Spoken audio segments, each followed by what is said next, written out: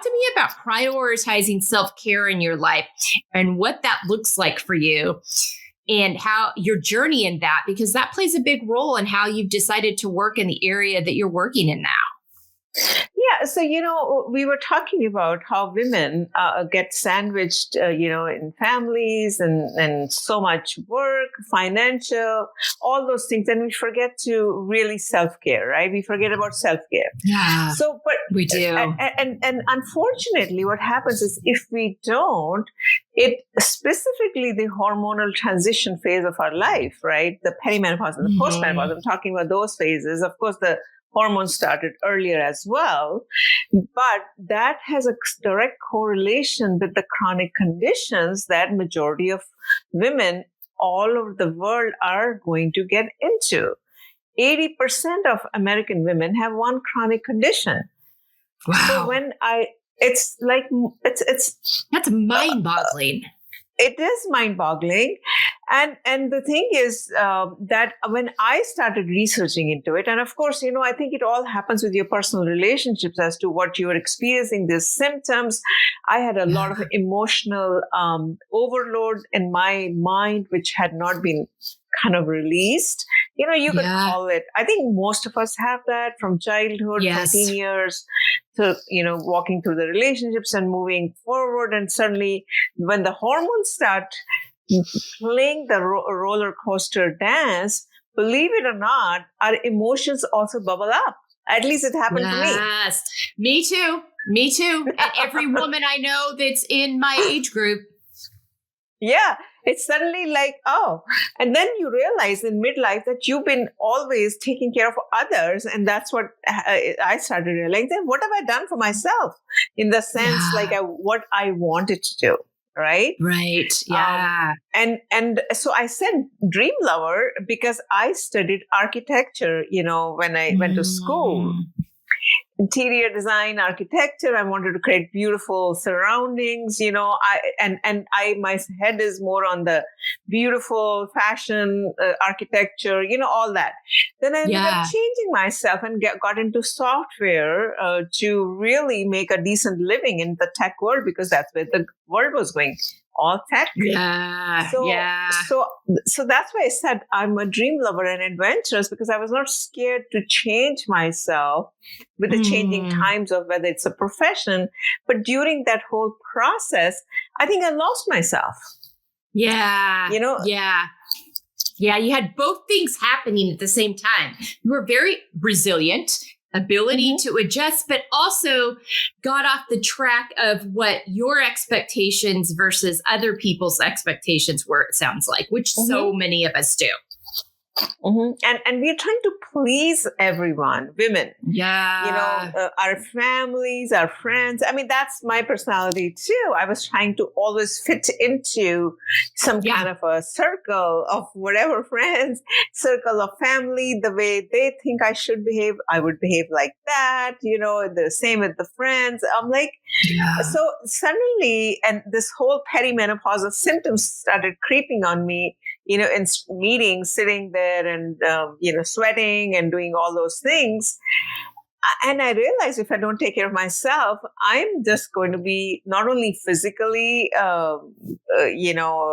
having problems with physical health, but also emotional. I'm going to end up and I'm going to say, what the heck did I do? I never voiced my opinion. I never said this. I never did that. Yes. So it was a lot of inner soul searching for me. Yeah. Really, so many things. But yes, I know exactly what you're talking about because you and I were talking about this before we got on, recorded.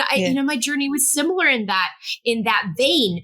What did you learn through this? What are things that really nourish you today? What are things that help fill your cup?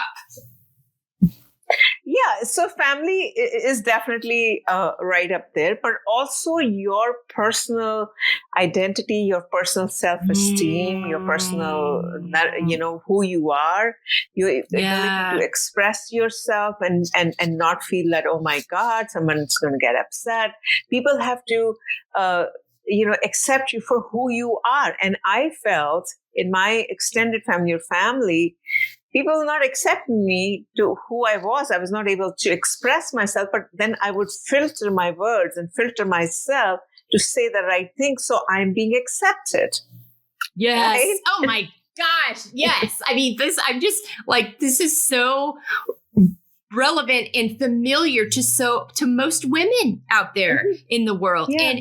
And specifically, I mean, there's varying dynamics. You and I've talked about with conversations around the world with women, varying dynamics in terms of family expectations, cultural expectations. But the common denominator is that there's a predetermined narrative for women out there that we're all expected to or asked to prescribed to in society, and we waver from what our inner knowing is telling us that we should be doing.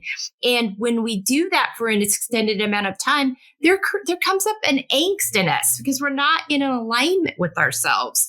And then you get into these scenarios, like you don't have to have had a major traumatic event happen to have these things store up. And when you're not living in an alignment with yourself and you're not able to speak your truth, and you're editing your words to please whatever room you're walking into, then there's going to be a consequence to that at some point. I mean, there just is. We can't continue that. And I think that's what we see happening over and over again.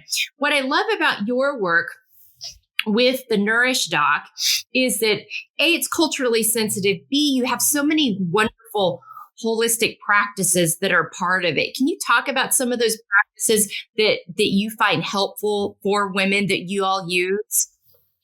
Yeah. So that's why I started doing a little bit of a research. I wasn't sure if hormone therapy was for me at that time, Yeah. So holistic therapies, there is a lot of research, and I'm not saying there's anything wrong with hormone replacement therapy, that, right? That's not the intention. The intention is the first step is self-care using holistic lifestyle. For example, our diet and nutrition, we know about it. Food is medicine. Right type of exercise. I'm not saying just start jumping too much, but the right type of exercise.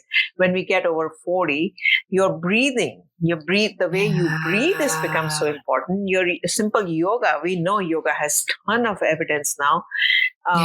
For, it's just helping your weight. You're using your weight to do all those asanas and the postures, and become hugely popular all over the world.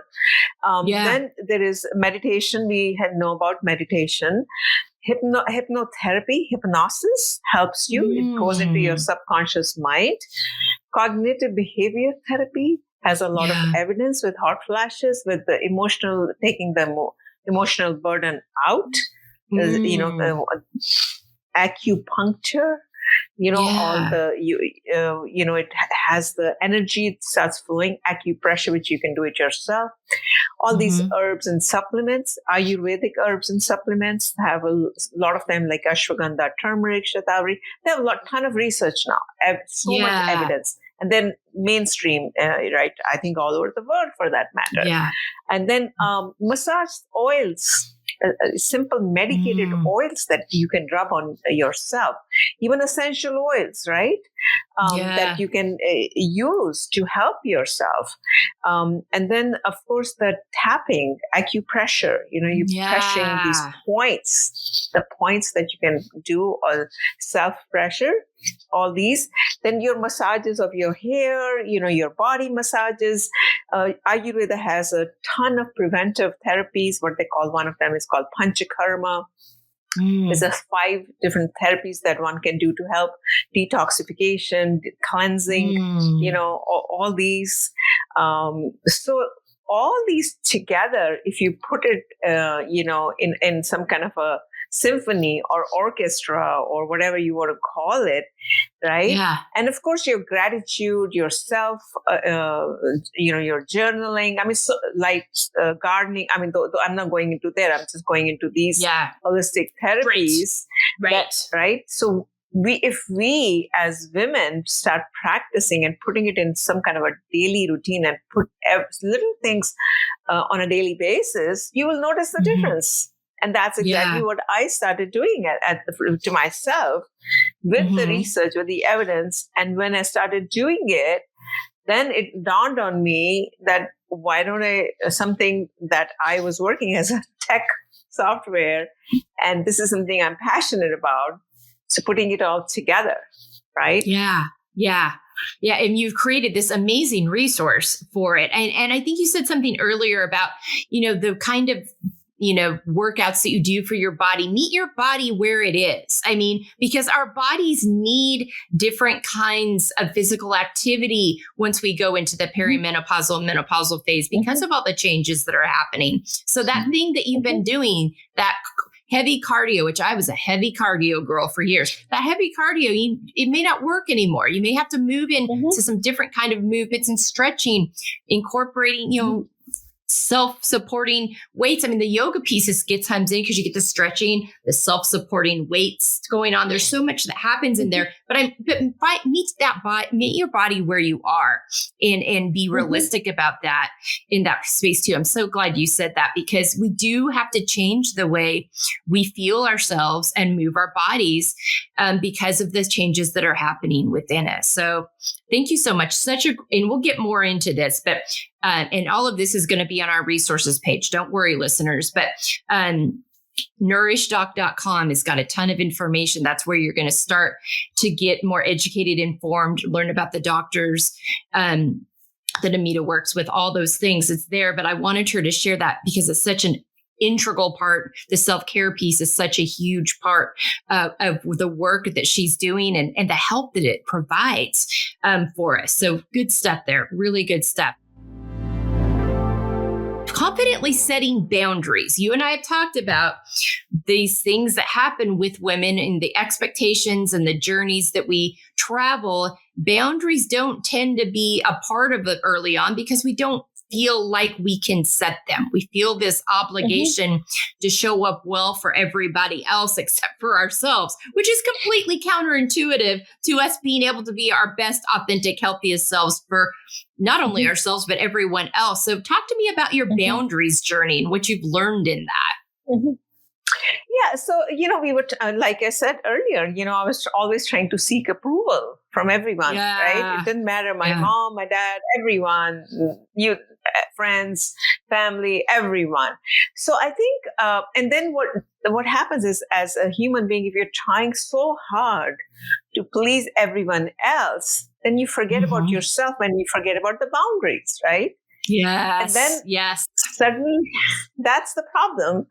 Suddenly the moment happens one day when the other person is expecting so much, then you are just giving and not really getting anything, receiving anything. And as a return, then you realize that I just asked for a little small thing. I mean, that's what happened to me, right? That I just asked for a small thing and they're not willing to budge at all. And here I am going up and down to trying to really please everyone. And I think it happens to all the women, every human being for that matter.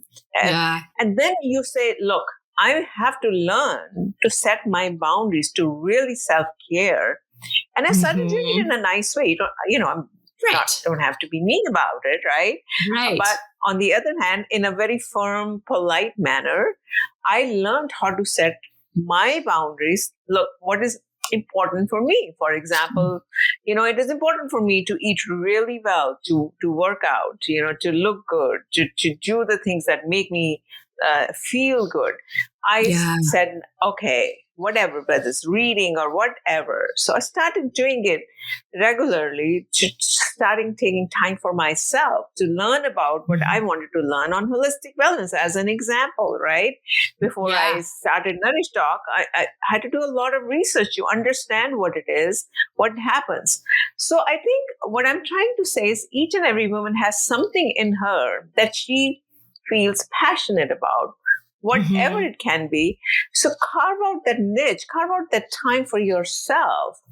To really nourish your inner soul. Right? Yes. You feel good. Whatever it is. It could be fashion, it could be anything. It doesn't matter what it is. Yeah. It does. It makes a difference. Absolutely makes a difference because, I thought I would never start a company. Like I used to have my interior design firm, which I sold it. And I was working for these high tech. And I said, one of these days, I'm also going to get burnt out like everyone else. And I'm going to just, quit.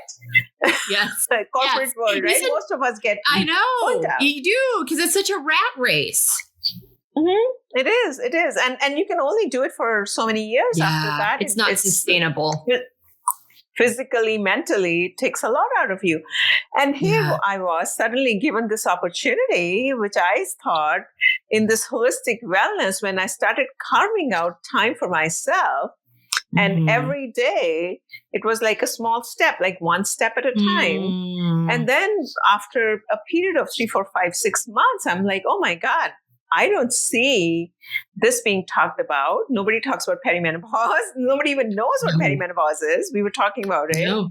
Yeah. I told you my story. I didn't know about it until I was in it. Yeah, women should know when they're in the 30s, not into 40s, when it's already started and you're going through crazy with their hormones going up and down. And nobody wants to talk about menopause. Nobody wants to talk about sexual health, right? Nobody wants to talk about vagina, how we need to take care of all these. So I discovered when I was doing my research, and I had the similar experience of health professionals not talking about all these taboo topics or whatever. This is not it's part of the aging process, but no, you can you can start get on the journey of taking care of yourself, of really inheriting your physical health and emotional health and all those things and making it very stronger. So that's sort of this whole moment of pleasing other people and really introspecting my inner self and setting boundaries for myself, like I'm going to do a little bit, started leading me into creating Nourish Talk, which I felt very passionate about creation of something like this. Yeah. Thank you for that. That is that's really just fascinating. You said something so important of that. Find that thing you're passionate about that nourishes you, that fuels you. That makes make space for that, make time for that. It makes all the difference in the world on how you feel about your life, how you're showing up every day. Thank you so much for sharing all of that with us. So important. And look at this, you never know where these passion projects are going to lead you and the impact you can have through them. You just never know. Talk about taking care of your emotional health as much as your physical health. Our emotional, mental, physical, sexual health all have to be addressed. They're all connected. And you talked about earlier, you and I have, if you stuff these things, if you don't process them, 80% of women have a chronic condition. And this all goes back to that is astounding to me. So talk to me about your experience with that connection. So, I think it doesn't happen on one switch. That's what I would say, right? It's not like one day suddenly I'm going to, burst like a volcano here. I know. Yes, exactly. It's a slow burn. It's a slow simmer. Yeah, exactly. It's not like, the city of Pompeii is now, with ash and people. Yes, that's so true. Right? Yes. So it happens in little small bursts. So I think what you have to do is you really have to. So for me, it was a lot of me looking into it. What is it that bothered me, right? All these years, whether it was my whoever, what is it that I never said anything. I kept to myself. I never said, oh my God, if I say something, that other person is going to completely go crazy. So I think it was smaller things, that emotional health, that you need to release it. And I'm not saying go release it with the person who gave you, that whole trigger. Kind of a trigger. You don't want to trigger yourself again, because again, you will get triggered. You can always seek counseling or some kind of a therapy or a group or a friend or group of women, or find, get some safe space where you're not being judged.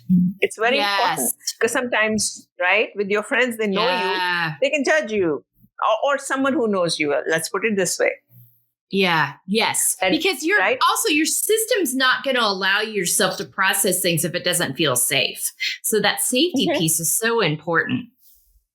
Yeah. So I had to find a safety space where I could release my emotions of how I personally actually felt. And I was surprised that all these years I had never expressed my inner feelings for the reason I told you. And here I am now, I'm saying it out loud and felt so good. And I think it helps you to become more self-confident, have more self-esteem, and the passion that you're following, you feel that I can do it, because earlier you're always trying to, oh my God, you're doubting yourself.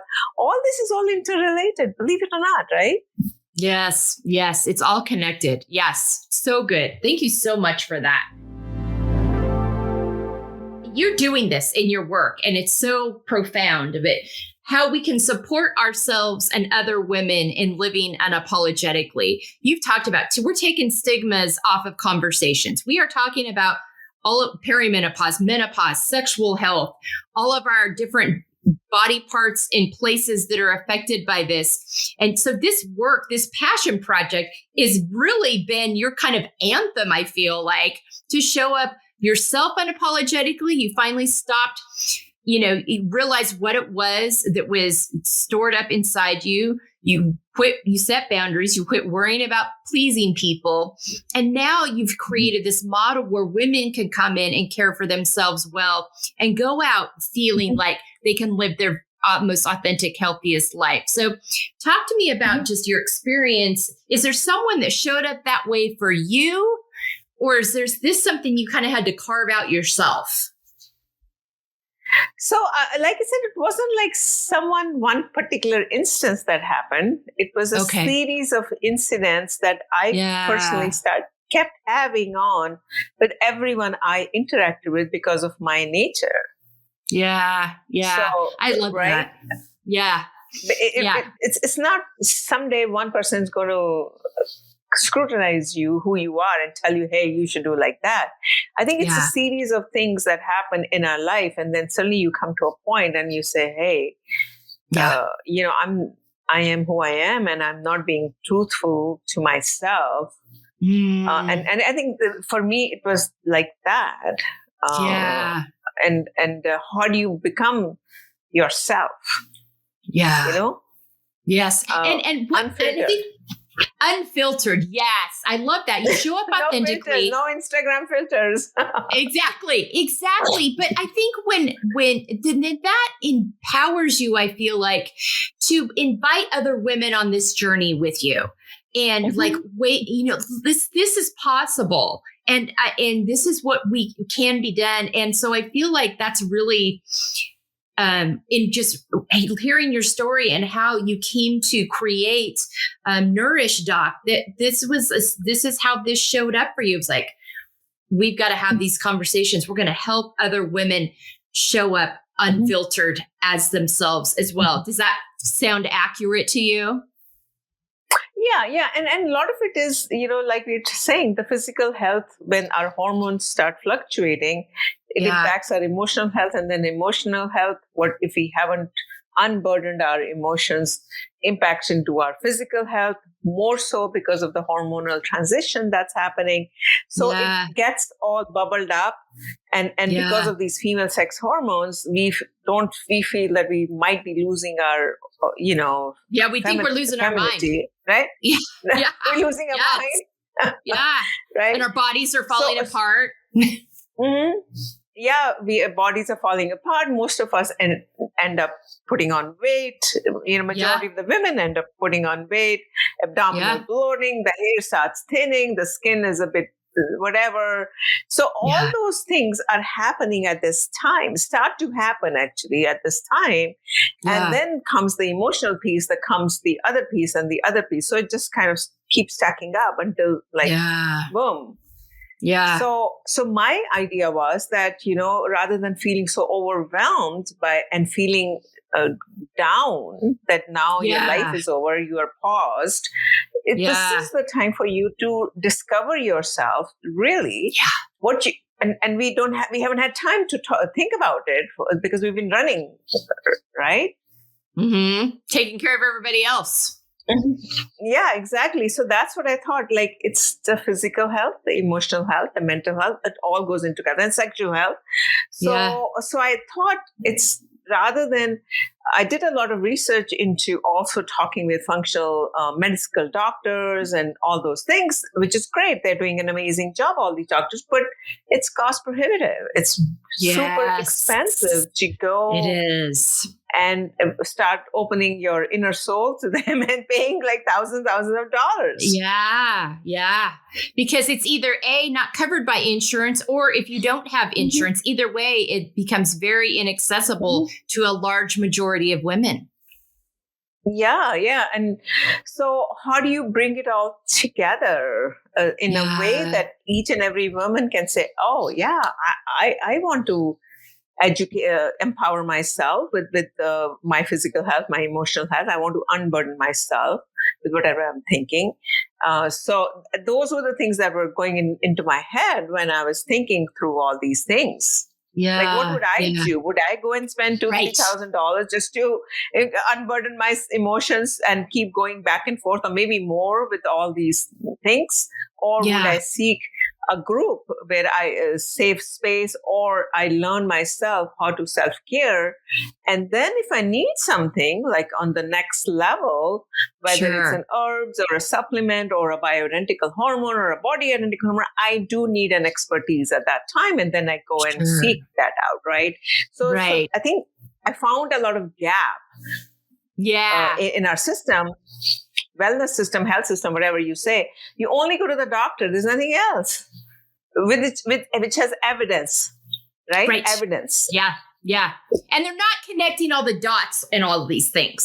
They're treating each symptom as a one-off rather than like, wait a minute, let's look at the whole picture and what's happening in your life, in your body, in your day-to-day. And we can start, but that's not, it's a slow change, but that's not traditionally how it's.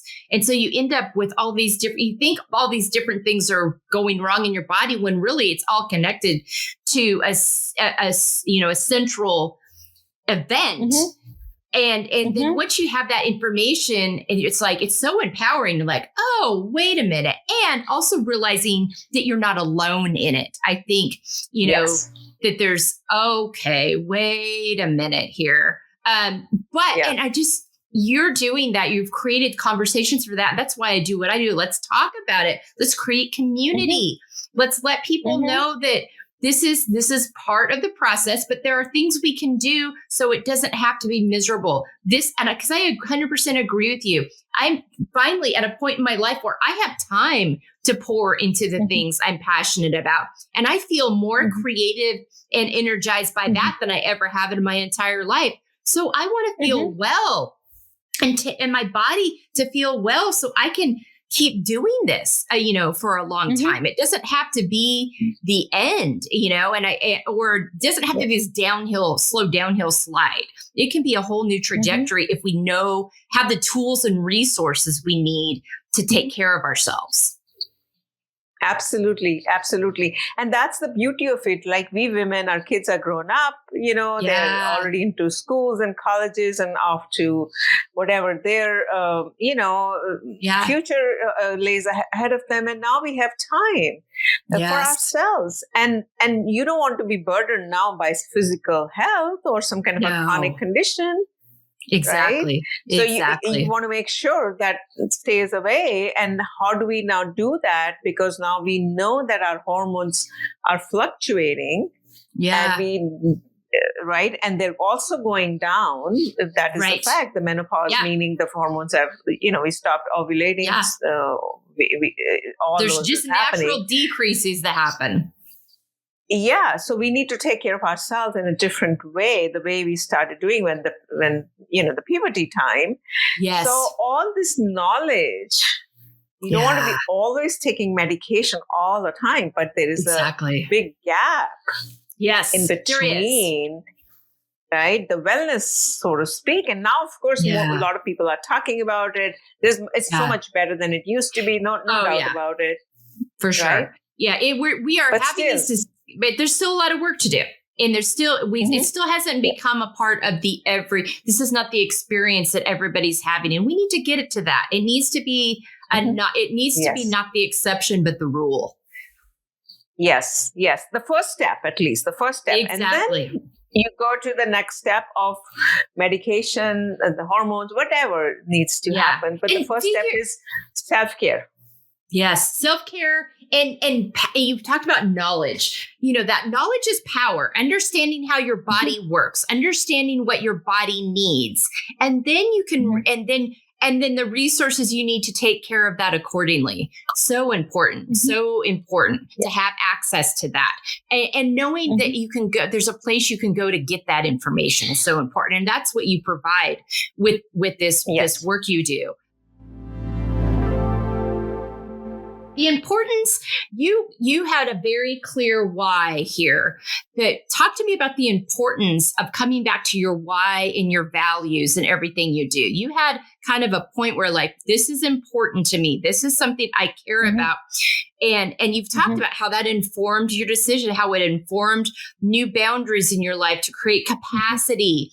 So talk to me about that journey of your why and your values and just anything you want to add to that, because there's definitely a point in your life where you started operating out of your own why versus the voices around you.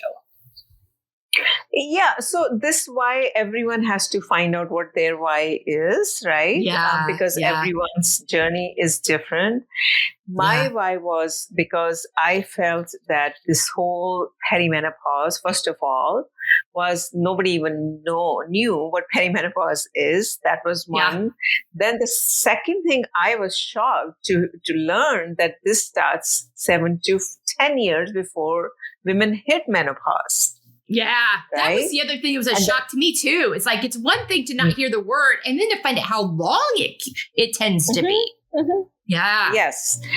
And then the thing is, the other why is because of this perimenopause, the fluctuation of these hormones, there are over 35 plus symptoms that are recorded a woman can go through the journey of perimenopause.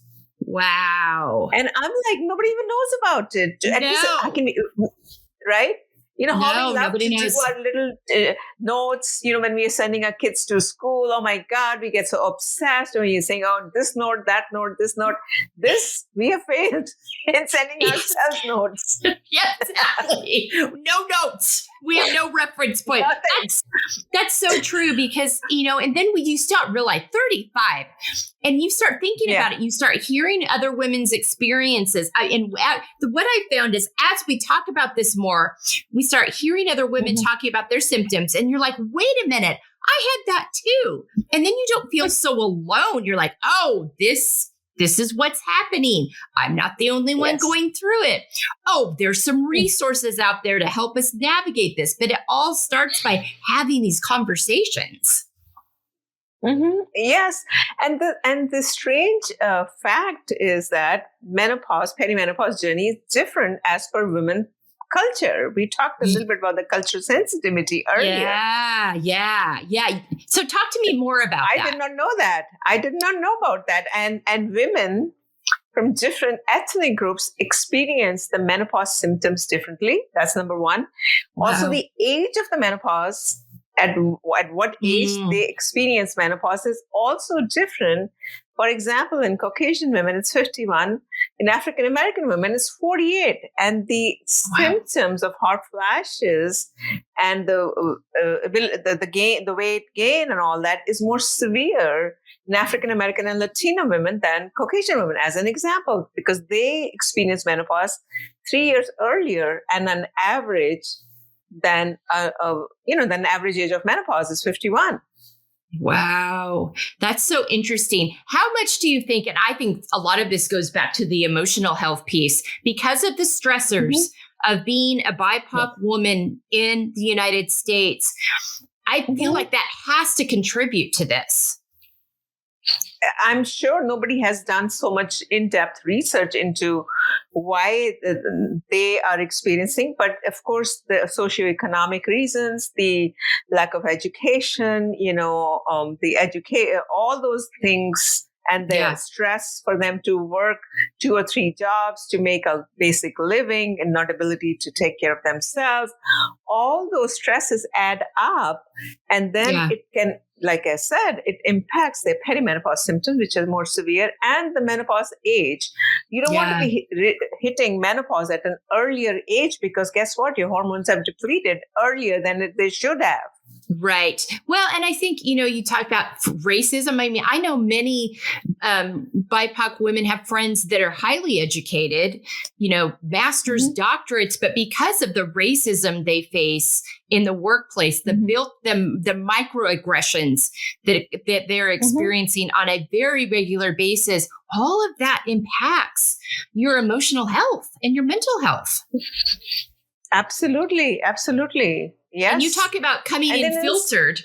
You talk about having to filter conversations. They're having to filter all of the time. And I mean, so you start adding all those things up. It's no wonder this is happening. And some of the countries, so we're talking about the United States, but if you look at some of the countries like Sudan, some of the Muslim countries, some of the countries even in India, I originally come from that part of the world. Okay. The menopause age is mid-40s. Believe it or not, 45, 46. Oh my gosh. Wow.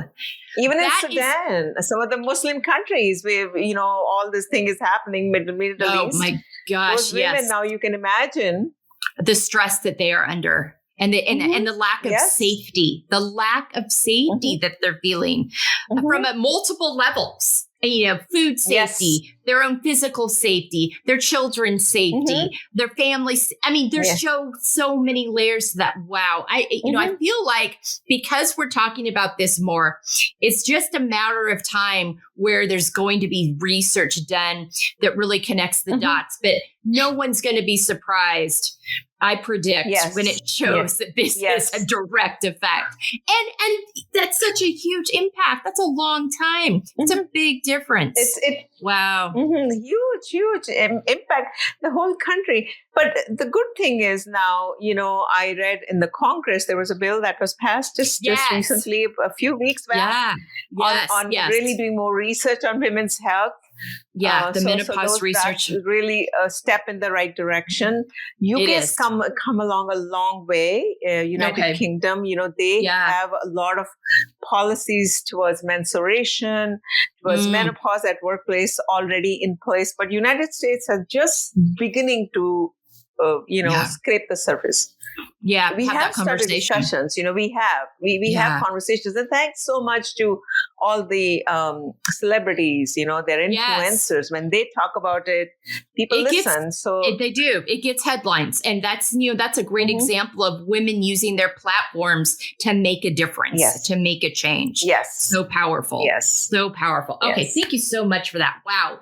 So we could just talk about that forever. There's just so much in that. But thank you. Thank you so much for that background, though. I think it's so important we understand that as we understand people that we work with in our environments at work, in our neighborhoods, and our community spaces and faith spaces, and understanding their experience and their story and meeting them where they are, and all the things that impact that. I think it's just really important we know that, to connect the dots on those things, because the other place this has to be addressed more is in the workplace. Like, women have debilitating symptoms that affect their ability to do what they've been doing for the previous, 30 to 40 years. And that has to be discussed more too. But also, if we have these discussions earlier and we're getting these resources in women's hands in their 20s and 30s, they don't have to get to that point.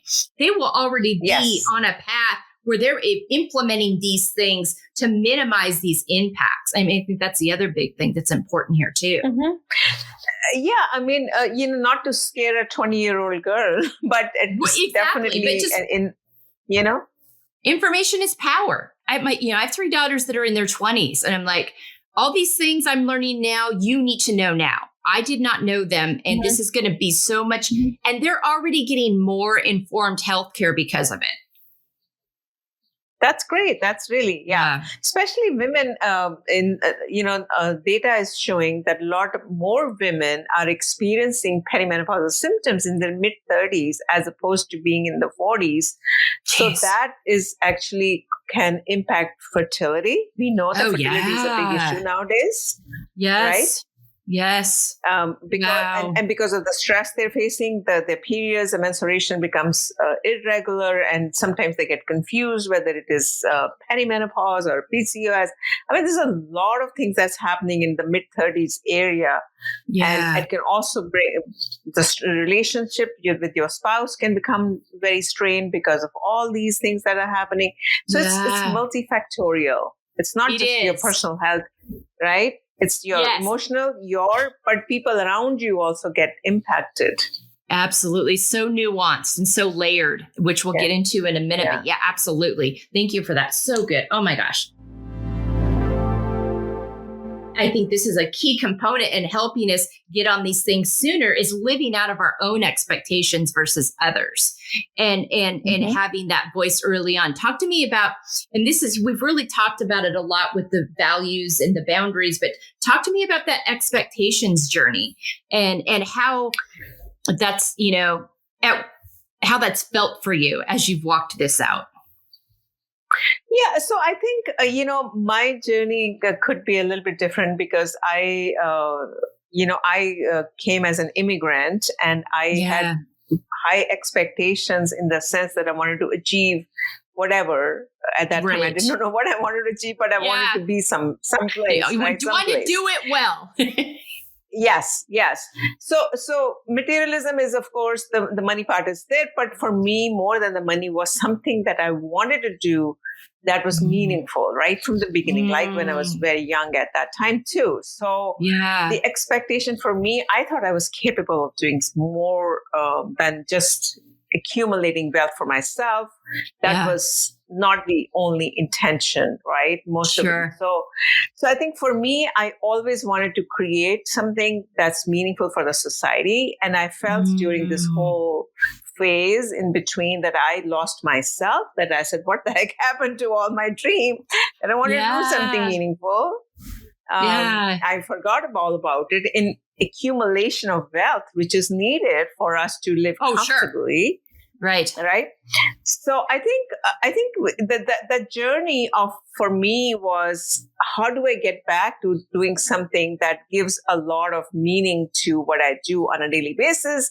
It makes me smile when I wake up in the morning that I'm making a social impact to a society, to the community. So I think for me, it was a lot of happiness that comes from if I can make an impact on someone else's life, right? Yeah. So for me, it was that. So what could I do at that now? Suddenly in my mid-age, what can I do? I did not know. And I did not want to be on a treadmill of a constant corporate ladder that I did not see myself achieving to make an impact. Yes, I'm making an impact for the corporation.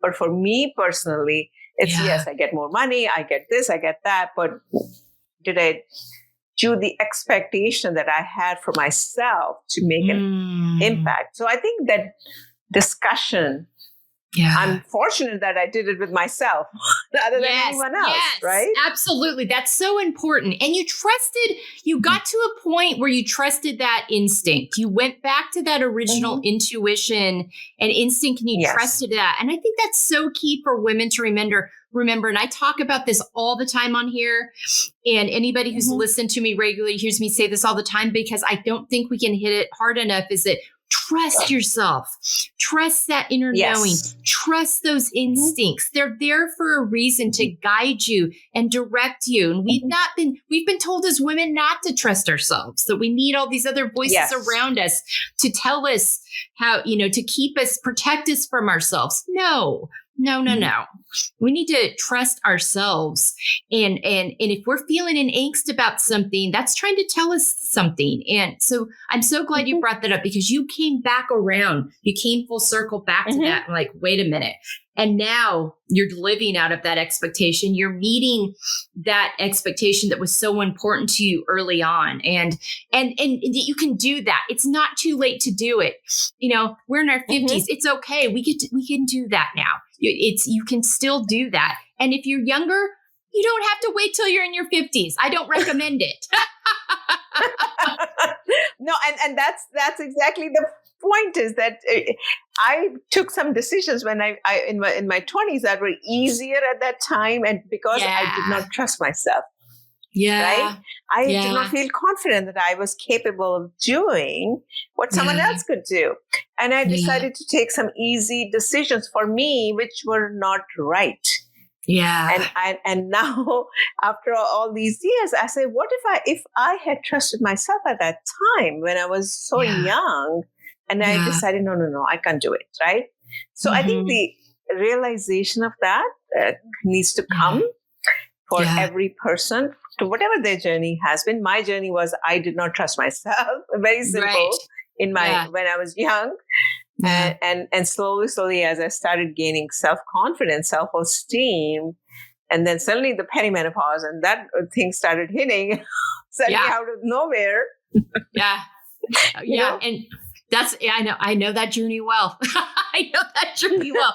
But thank you so much for sharing that, because I think it's really important that we to continue to encourage women in that in your own journey, to examine that closely and make sure, again, just trust that and make sure you're in alignment with those things. And it's never too late. You don't have to my time is past. No, do it now. Accepting the layered aspects of ourselves. Both you and I have had to accept that we waited till our 50s to get on this, and we could, and I've had to really move beyond that point of feeling bad or feeling guilty or sad that I didn't do it sooner. And instead accepting, hey, you did it. And given what you knew, given the narratives you were raised with and told, it's not surprising you chose that other way. That's what you were told was the right way to do when you were trying to do the quote best thing. So I've had to take on a very non-judgmental, attitude about that, to give myself grace within that. But talk to me about your journey with that.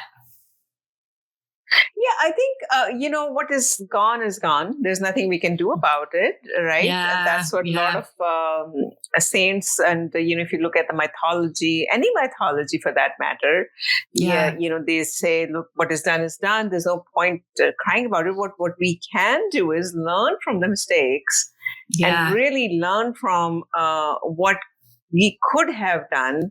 We could not, now we can't do, we cannot recreate that whole moment. But what we can do now is consciously on a day-to-day basis do what we nourishing ourselves and doing what we want to do and trusting ourselves. And give ourselves a shot. Give yourself a chance, right? Yes, absolutely. So good. Oh, so good. You talked about this earlier, how when you don't take care of yourself and when you're not embracing your layers and addressing that emotional, mental, physical health and setting those boundaries, it not only affects you, it affects everyone around you. So talk to me about, as you've made this transition with yourself, how has that impacted the relationships with those around you? Yeah, if you don't take care of yourself, absolutely. Like, for example, one of the symptoms women may face is the lack of libido, the vaginal dryness, the pain, and when you're having all those things, right? So if you don't embrace, I'm talking about physical relationships with your partner. Emotional part is, of course, the other one, but all that can impact, and then that is also part of releasing your emotions, right? If you think about it, we don't want to talk about that at all. Yeah, that's in the so society, true. I said, oh my God, we don't want to talk about it. But it's also, it releases the emotions and also releases the hormones which make us happy, right? We're talking about the all dopamine and the love hormones. serotonin. Yes. Exactly. So we want to create more dopamine and serotonin. How do we create that? What are the actions? If we are happy, then we'll make other people happy, right? Yeah. So now that's a very simple thing. If I'm feeling cranky, I'm like, I'm going to make everyone else's, the whole energy is going to be crankiness around me or negativity, right? That the energy field is negative and positive. So I noticed, to your question, I started having such a positive energy around me, and my relationships with others also has started having a positive relationships. We stopped looking at the negative things that we didn't get, we could have gotten or whatever, but we started looking at the positive things that we have been so fortunate to get, looking at the glass empty versus glass full. It's that. And really consciously, I started training my brain that every single day I'm going to look at how lucky I am and how fortunate I am to get all the positive things in my life. So I think each one of us has that. We just have to train our mind. We always tend to look at the negative part, what we didn't get, or the relationships we were not able to mend. That also is part of our journey. Happens to everyone. It happens to me. But if you cannot mend the emotional, trauma that you had with one person, then leave that behind, but mend yourself and surround yourself with the positivity and get yourself every single day, look at the positive aspect of your life, right? That's how I started. I started and where I am, who I am now, but I had to train myself. Yes. Otherwise, I was that kind of a person who always thought of oh my God, I had such a negative thing. Oh my God, I had to change myself. Well, and I think when you and I think when you start living out of your authentic self, and when you stop and you show up unfiltered, it then creates the ability for you. All of a sudden, you start seeing life differently. You start seeing because you're not living from a place of, I wish I would have done that, because you are showing up the way you want to every day. And that just unfolds the ability to shift your focus. But when you're not used to that and other people aren't used to you showing up that way, there's an adjustment period. You may have relationships that change because of this. But and that's going to happen. But at the end of the day, if you're showing up as your most authentic self, you're going to attract the people that are going to contribute and care about you doing that as much as you do. And you're going to have that same effect on them.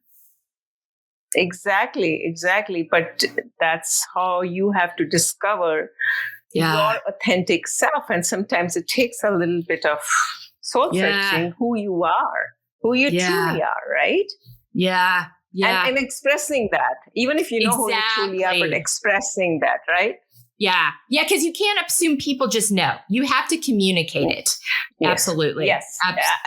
People don't know. I might be the nicest person, but people don't know I'm nice. But unless you express or do whatever, you have to express yourself. So I think that's very important for women to express themselves with confidence, to express themselves who they are, who they truly are. And think of positive energy. It's very important to think of positive energy, not think of negative energy at all. If you can, it's hard, but it takes a little bit of training.